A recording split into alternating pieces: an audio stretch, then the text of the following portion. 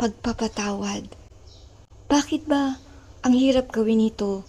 Lalo na kapag ang nanakit ng damdamin mo ay ang taong pinagkakatiwalaan mo, yung taong mahal mo, yung taong malapit sa'yo.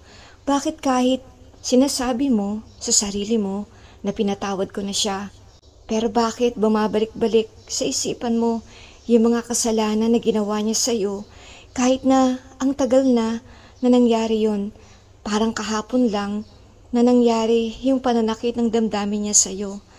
Pero kahit masakit, kahit mahirap, kailangan mong magpatawad. Kailangan mong patawarin yung taong nanakit sa'yo, yung taong nanloko sa'yo, yung taong dapat mong palayain upang maging malaya ka rin sa sakit, sa galit at sa puot.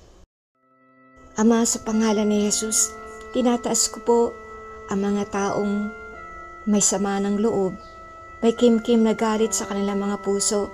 Ama, dalangin ko, tulungan mo kami, turuan mo kaming matutong magpatawad, kung paano mo kami pinatawad sa lahat ng aming mga nagawang kasalanan, kung paano ka nagpatawad, Panginoong Jesus, doon sa krus ng Kalbaryo, kung paano mo kami pinatawad, Ama, sa lahat ng mga nagawa naming pagkakasala sa iyo.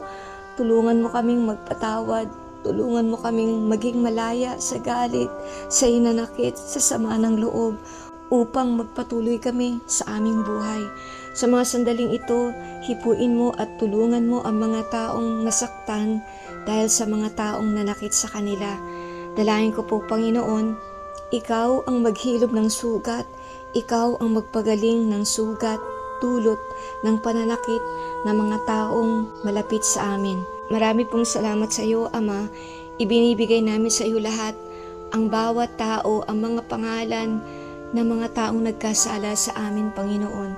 Ikaw na po ang bahala sa kanila. Pagalingin niyo po ang aming mga puso. Pinupuri ka namin, Panginoon. Pinapasalamatan ka namin. Ito ang aming panalangin sa pangalan ni Jesus. Amen.